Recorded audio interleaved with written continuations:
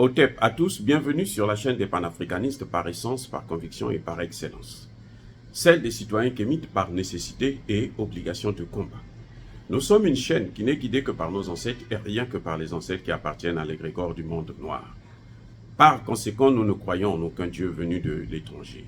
Toutefois, cette vidéo n'est aucunement destinée à inciter à la haine ou à la violence, car nous menons un combat qui est d'abord et avant tout spirituel, intellectuel et démocratique. Ensuite, il est politique, géopolitique et géostratégique, contre l'impérialisme, le colonialisme, le néocolonialisme et l'endocolonial, qui sont tous qualifiés de crimes contre l'humanité.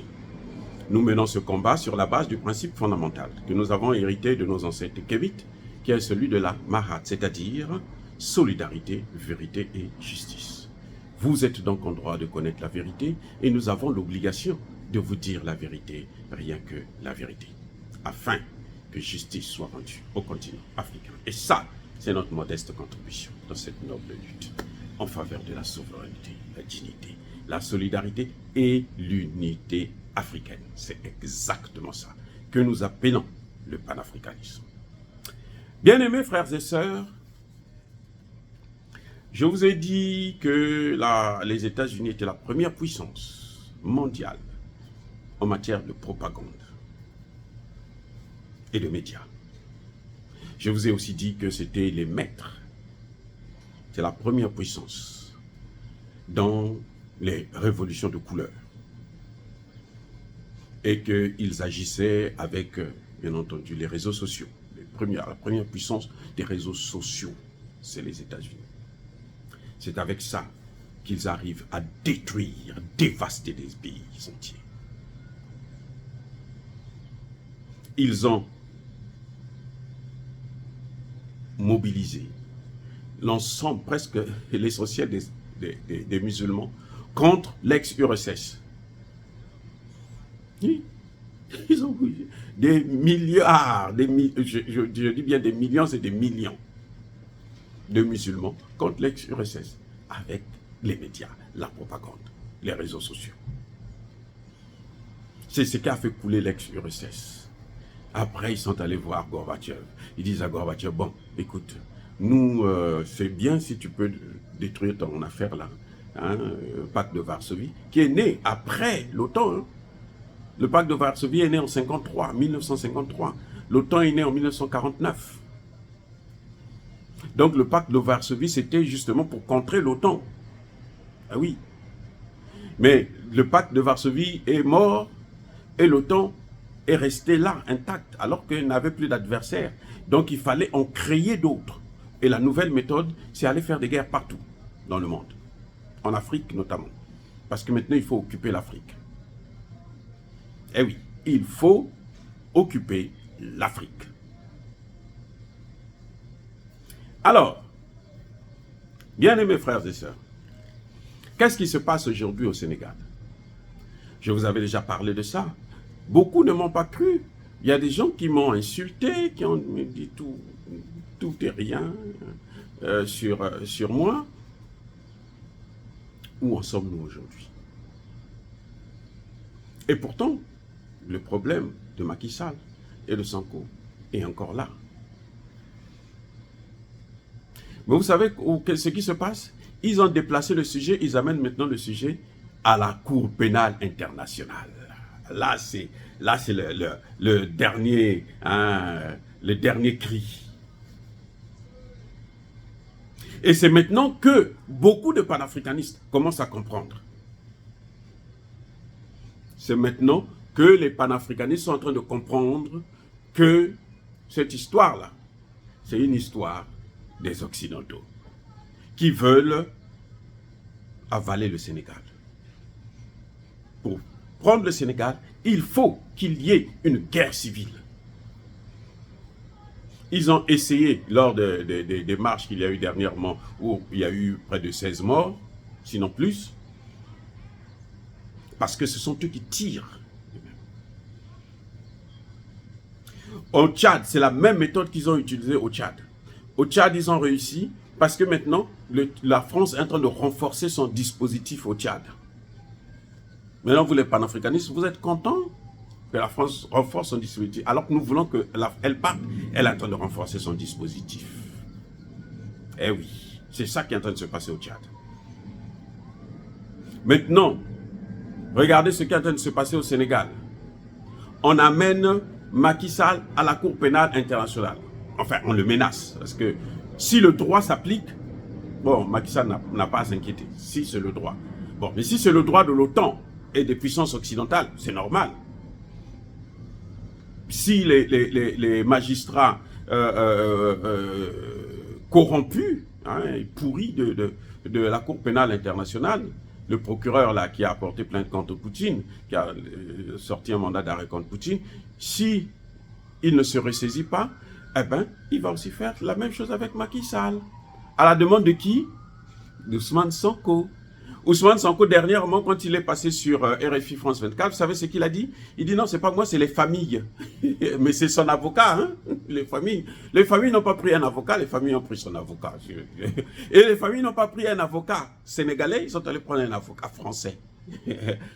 Parce que cet avocat, c'est un avocat des réseaux sociaux. Un avocat plutôt des, comment vous appelez ça? Des mondialistes. C'est lui qu'on a mis là pour sauver Sonko. Et pour le sauver, il faut affaiblir Macky Sall. Et si nous ne nous réveillons pas, vous allez voir une guerre civile au Sénégal. Ou c'est la Casamance qu'ils vont réveiller pour dire allez-y attaquer, parce que Sonko, comme par hasard, revient et de la zone de la Casamance. Vous savez que le problème de la Casamance, c'est un problème occidental. Ce sont eux qui arrêtent et excitent. Ils décident, ah, bon, maintenant, allez-y. Les autres réagissent. Après, ils disent, bon, calmez-vous maintenant, calmez-vous.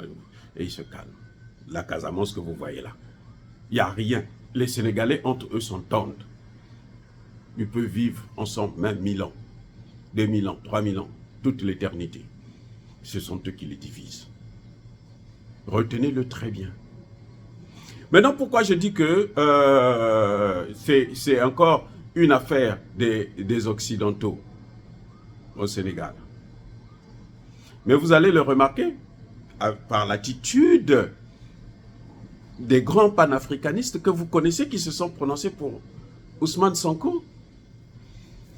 Sur la plainte de Macky Sall, la plainte contre Macky Sall plutôt, à la Cour pénale internationale, vous n'allez pas trouver un seul panafricaniste faire des commentaires là-dessus. Parce qu'ils commencent à comprendre. Là où moi je leur avais averti depuis très longtemps que regardez là, c'est pas bon. Ils commencent à comprendre. C'est pour ça que vous ne voyez pas les panafricanistes là, les inconditionnels de Sonko. Ceux qui ont compris, vous ne les verrez plus. Venir faire des commentaires sur Macky Sall à la Cour pénale internationale. Ils avaient déjà commencé, Macky Sall, dictateur, machin, tout ça. C'est un dictateur. Ok, très bien. Parce qu'on ne sait plus ce que c'est qu'un dictateur. Hein. Macky Sall a été élu. Une élection transparente. Mais ce n'est pas ça leur problème. Leur problème, ce n'est pas la démocratie en Afrique. Leur problème, c'est leurs intérêts. C'est leur influence. C'est la domination. Macky Sall a essayé, hein, en tout cas, est en train de tout faire pour s'orienter vers les BRICS. Mais il faut les détruire parce que maintenant on se rend compte que les BRICS c'est un danger pour les Occidentaux. Les BRICS là, c'est un danger pour les Occidentaux. C'est pour ça que je vous ai dit, vous avez déjà entendu Ousmane Sonko vous parler des BRICS? Jamais, et il ne le fera jamais.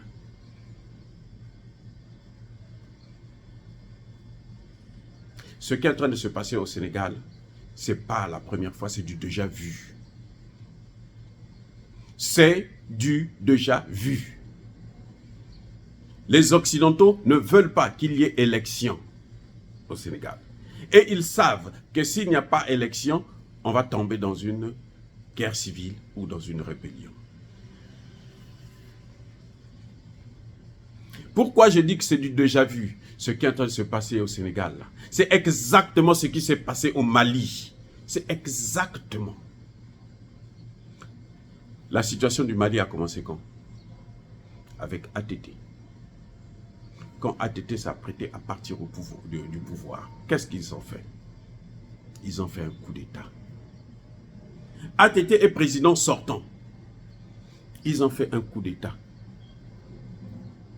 pour court-circuiter le processus électoral en cours et prendre le contrôle du pays à travers un gouvernement de transition acquis à leur cause, celui que eux ils ont mis en place. Je répète, attendez. Le Mali là, que vous voyez là, la guerre que nous sommes en train de mener là actuellement avec Assimi Goïta a commencé depuis l'époque de ATT, 3 mois avant l'élection. 3 mois avant l'élection. Et ils ont pris le contrôle parce que le pays a plongé dans une situation trouble. Et c'est là qu'ils font rentrer maintenant les terroristes en masse. Il dit occuper la capitale. Le gouvernement de transition qu'ils avaient mis en place. Mais il a parlé maintenant. Il est là, il est encore vivant. Hein? Il parle, il sait maintenant qu'on l'a manipulé. Mais personne ne voyait ça. C'est ce qui est en train de se passer au Sénégal.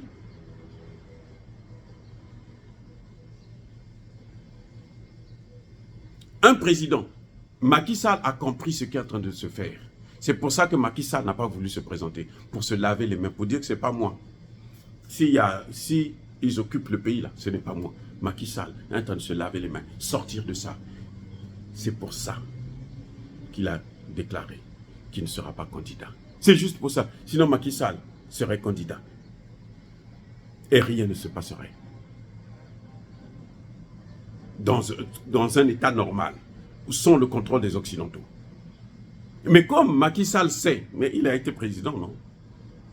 Pendant 12 ans. Il a été Premier ministre. Il connaît les réseaux, il connaît ce qui se passe. Il a l'information aussi.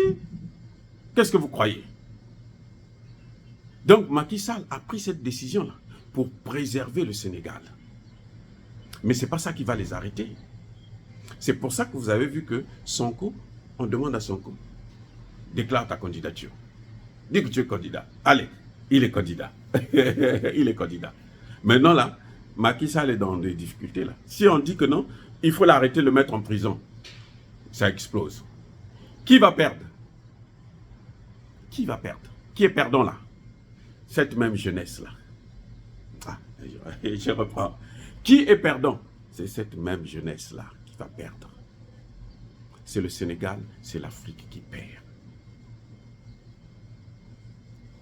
On est en train de partir vers une guerre civile. Là encore, vous allez me dire que non, toi tu ne comprends rien, toi tu machin, tout ça, c'est ça. On a posé, là maintenant c'est un autre dilemme, hein, pour Macky Sall. Tu vas arrêter quelqu'un qui est candidat, le mettre en prison. Tout le monde est derrière lui. Même des médias africains, ils sont derrière Sonko. Même les médias, ils sont derrière Sonko. Et on menace Macky Sall. Tu vas à la Cour pénale internationale. Un avocat qui n'est pas sénégalais. Il y a eu des actes. Il y a eu des morts, c'est vrai. Je le déplore. Et encore une fois, je présente mes excuses, mes condoléances plutôt, à la famille. Il quitte là-bas. Il vient. Il mène une enquête. Il parle avec les familles des victimes. Il dit, bon, ça là, on va porter plainte contre Macky Sall. C'est l'intimidation. Ce que vous voyez là, c'est l'intimidation. C'est pour que Macky Sall puisse céder tout ce qu'on lui demande. Et ils sont sans gêne. Quitte à demander, vous allez voir si Macky Sall ne fait pas attention. Et si Macky Sall tombe là, il va vous dire, bon, le pétrole là, on donne à Total. Les BRICS là, on ne veut plus entendre parler de ça chez nous. L'ambassadeur de Chine là, tu peux partir chez toi. Ceci, voilà ce qu'ils attendent eux de Macky Sall. Si Macky Sall ne le fait pas là, jusqu'à la fin là, Ousmane Sonko va le traîner dans la boue. Et s'ils ne font pas, si les Sénégalais ne se réveillent pas, ils vont détruire le Sénégal. Ils vont faire du Sénégal ce que vous voyez là en Côte d'Ivoire. Hein. On va prendre quelqu'un, on va mettre là, qui va vous faire, on va lui donner de l'argent. On ne va pas donner, on va emprunter. Vous savez quoi? Le Sénégal actuellement, la dette du Sénégal, c'est autour de 13 milliards. La Côte d'Ivoire est à 35 milliards de dollars.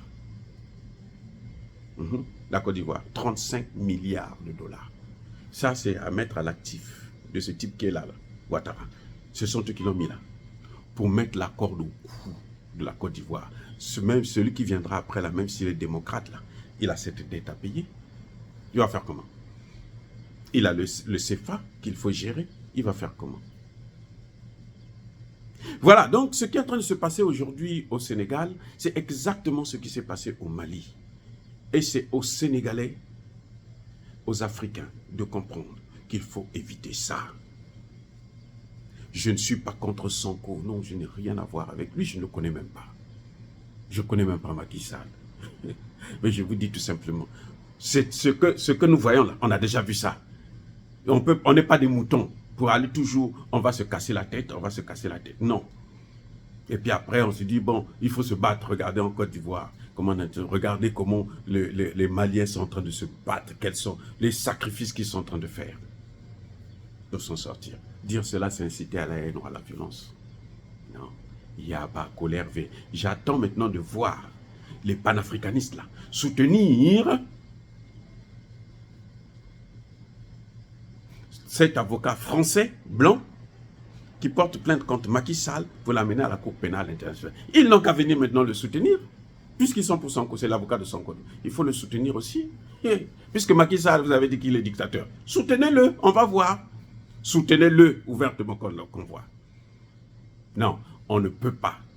On peut se tromper une fois, 2 fois, 3 fois, mais on ne peut pas se tromper éternellement. Maintenant, nous devons être unis et regarder tous la même voie. Parce que notre ennemi là, ce n'est pas Macky Sall. Ce n'est même pas Alassane Ouattara. On peut tuer Alassane Ouattara aujourd'hui. On peut l'enlever du pouvoir aujourd'hui. Ça ne va pas changer grand-chose s'il n'y a pas quelqu'un de sérieux qui se met là. Quelqu'un que eux, ils ne contrôlent pas. Pas quelqu'un de sérieux, mais quelqu'un qui ne contrôle pas. C'est ça le problème de l'Afrique. Mais tant que nous aurons toujours des dirigeants que eux, ils contrôlent, des oppositions que eux, ils contrôlent, ben, ils contrôleront nos pays d'une manière ou d'une autre. Oh, bien-aimés frères et sœurs, soyez bénis, abondamment bénis. Je persiste et je signe par le Dieu des Kémites et par nos ancêtres angélisés. Mais que tous ceux qui persécutent le continent africain, qui le pillent et le déstabilisent, qu'ils soient noirs, blancs, chinois, arabes, indiens, qu'ils soient maudits, punis, foudroyés, neutralisés, écrasés, effacés par ce Dieu des Kémites et par nos ancêtres angélisés. Vive l'Afrique éternelle, j'ai dit et j'assume.